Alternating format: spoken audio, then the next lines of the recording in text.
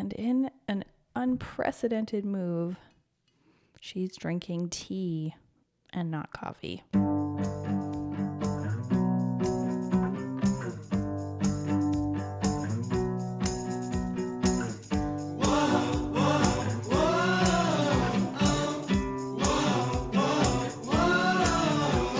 Hello, welcome to this week's episode of Uncovery. My name's Maddie and I'm in recovery from anorexia, and I talk about it on this podcast and I talk to other people about it on this podcast.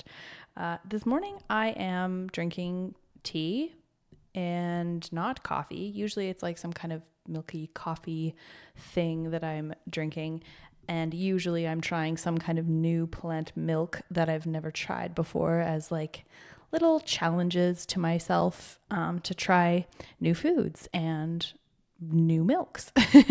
But today it's tea. And this is maybe a controversial opinion, but I actually don't really think that anybody likes tea. I actually think that it's a lie. If you don't put anything in it, I'm talking about just like straight up tea. It's just water. It's just hot water with bitter. And I just don't believe anybody, I guess. Maybe I've never made a great cup of tea or had a great cup of tea. And anybody that I know, like any of my London friends, any of my British pals, I've probably just been disowned. They're probably screaming. But I just think it's a lie. And I think this also because I've lied about loving tea for so long.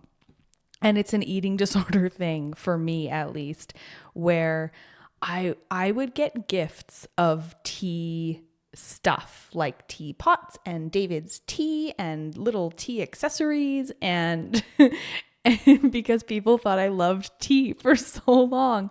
And I don't know if I had ever really truly convinced myself that I loved tea or if I just tolerated it and was like, well, it's water and has no calories and it sort of has flavor. So it gives me something to order when I go out for, coffee, and I've already had too much caffeine and my heart's probably going to explode. So I'll do tea instead. So that at least I'm not ordering nothing and just like drinking water. So that's been my experience with tea, is just pretending to like and be like, oh yeah, tea, so great. I'll just have a tea. Yeah, no, nothing in it. Just tea. And so maybe that's why I'm skewed, where I'm like, nobody likes this. It doesn't taste like anything. And so why am I drinking it today? Well, I just wanted to try something different. I'm trying to shake up the routine a little bit. Maybe I'll turn this into a tea latte, because this is struggle city right now. I'm like, it's warm and comforting, but that's pretty much all it's giving me. So today's episode is a little bite, and it's basically coming from just some stuff that has come up this week for me in a way that I did not really expect. And the overarching theme is like, you can't run forever. And I had been feeling so solid in my overall kind of mood drive, purpose in recovery, that even though over the last month maybe, or like several weeks, I had been starting to feel my body change, but I had been feeling so good about the idea of that because I'm so ready to be recovered and I'm so dedicated to this idea of like, this is all inevitable. So you might as well embrace all of these changes as they come, because it's getting you to where you want to go and you're just going to have to swallow that. So it decreases the anxiety as a result. And that was going really well for me up until a couple of days ago. And then I just woke up one day and I was like, this feels terrible. And I am hyper aware of every change and it's not going to the right places. And I don't like how this feels. And negative body image like caught up with me. I could not run forever from that feeling. And I don't know why I had convinced myself this time around that I could. I just want recovery so badly that I was like, I'll be able to embrace every change as a result. And I would never tell somebody else in recovery that that was possible. I'm like, the feelings will come, the stuff will come, and you can't run forever. So it got me thinking about other things that you can't run from forever. And in eating disorders, you can't run from your body forever. Whether or not you're deep in your eating disorder and eventually the restriction or the patterns of binging and purging or the other eating disorder behaviors, eventually your body is like, I cannot, and it will find other ways to try desperately to get what it needs. I'd been talking to, I believe, my dietitian the other day about something that happens for people where they will get up in the middle of the night, still basically asleep, and they'll eat because their body is starving. They don't feed themselves. And then their body is like, I have to find a way to do this. I have to find a way to get some kind of nutrient into this body. So I will wake up in the night, go and do this, not even consciously, so that I can fuel some part of this. And it's like we will push ourselves to the breaking point until our body's like, all right, cool, I'm taking over because you can't be trusted, brain. Disordered eating disorder, mental illness brain. You can't be trusted anymore. So the body will react.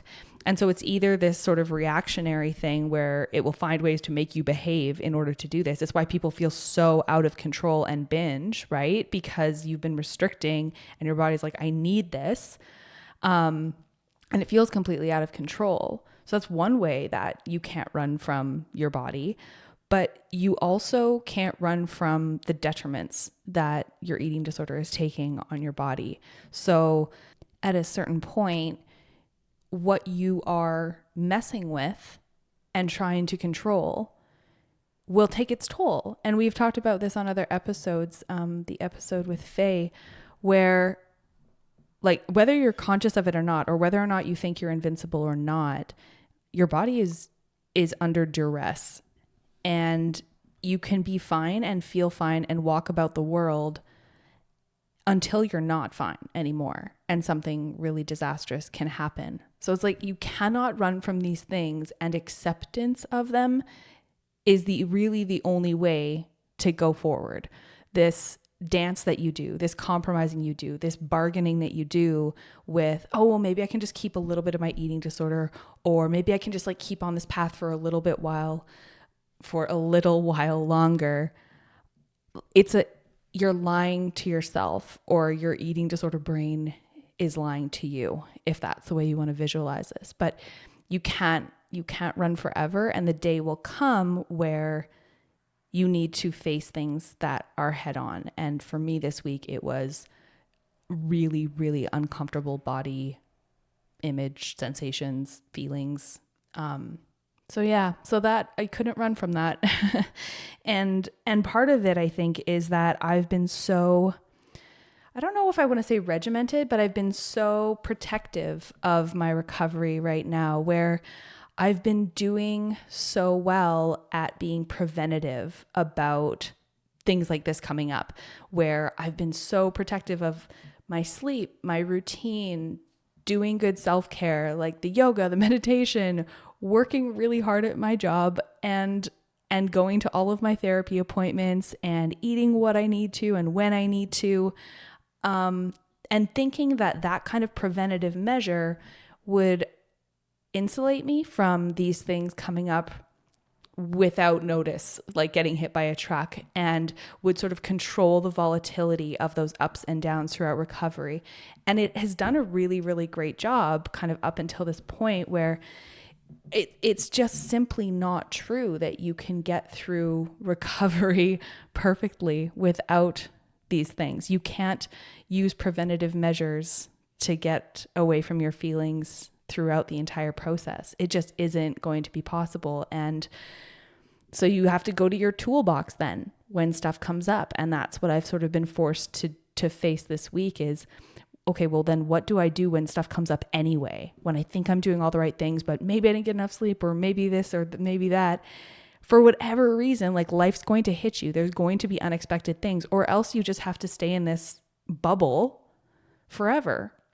And I think that's where people struggle in recovery too, when they've been so insulated or bubble wrapped in things like residential treatment or like really controlled environments around their recovery. And then they kind of emerge into the real world, and like life continues to come at you, whether you have an eating disorder or not. And now you no longer have this coping mechanism of, oh, I go to the food, or I go to my body, or I go to exercise, or I go to whatever. Like that's off the table now. And so what's left in the toolbox if it isn't the eating disorder? And so that's kind of what I've had to explore this week. And, you know, what do I do when I feel bleh? It's like, what makes me happy? What do I like doing? What brings me peace? What brings me joy? How do I spend my time that isn't just a distraction from the feeling that I'm having? That's like, I accept that this is happening. I know that it will come to an end. What can I do in the meantime to sort of get myself at least a little bit up? And I don't have a really long list, is what I figured out, of things that I know that I purely like because I purely like them, versus things that I should like or should work and make me happy. How many of the things in my toolbox are I should use this, and how many of the things are yes, this actually resonates? Like, how do you know that something makes you genuinely happy, or that it's something that you should do? And I think that people probably outside of eating disorder recovery or anything maybe could reflect on that, where it's like, wait a second, the things that I do in my, let's say, free time, am I doing them because I genuinely love them? I'm curious if people that have normal brains, if they experience this, if they have this sort of, oh, well, what do I ought to be doing, versus I have a very genuine love of XYZ. Hiking comes to mind when I think of this, because so many people hike, and I've just really never had a passion about it. The only passion I've ever felt about it was like a passionate nope most of the time. But I wonder, right? Is it something that I think I ought to be doing, or do I find genuine joy? And how do you piece those things apart for those moments when you really do need to bring yourself up and you're not feeling particularly chirpy, or something's coming up for you? And I say chirpy because my therapist has dubbed me chirpy. That's a word that she uses to describe me, because whenever I sort of enter a conversation or enter a therapy session, and I kind of come into it as like, hey, how are you? Everything is fine. Like, oh, no, this and that, chit chat, instead of coming all of the time just truly authentically down if I am. And it's because it's how I've always shown up in the world. It's how I've always interacted in every interaction in space. And it's difficult to undo that, because that's a very practiced and learned behavior, to be chirpy. It's sort of like a little bit of like a Disney vibe, I think, like a little like Snow White chirpy, like, in that if it's how you show up in the world for your whole life, and then someone is like, wait, but how are you actually? It takes a lot more work to kind of reflect and be like, oh, good question. But luckily, between me and my therapist and, you know, more and more people as time goes on, I feel very much like I can show up feeling shitty. And I did when I spoke to her as kind of a result of the stuff that I'm feeling this week. And she gets excited when she's like, how are you? I'm like, not good. She's like, oh, great. And she can do that because we have that relationship. But I think it brings her affirmation. I don't know, that I can come to her as a genuine self that feels negatively, and not having to be so chirpy. So you can't run from your feelings forever. And then hopefully when you do, you can dust off your toolbox of not preventative measures, but like crisis mode measures of things like, what do I do in this moment to get through some of these things? So that's what I've been reflecting on this week. And so this is just going to be a little bite about you can't run. Your body, it'll catch up with you. Your brain, it'll catch up with you. Eventually the thing that you're running from will either hit you in the face or will just tug at you for long enough that you will have to turn around and say, okay, what do you want? What am I missing here? So that's all I wanted to chat about today. I hope you are having a magnificent week, and we will see you on the next episode of Uncovery.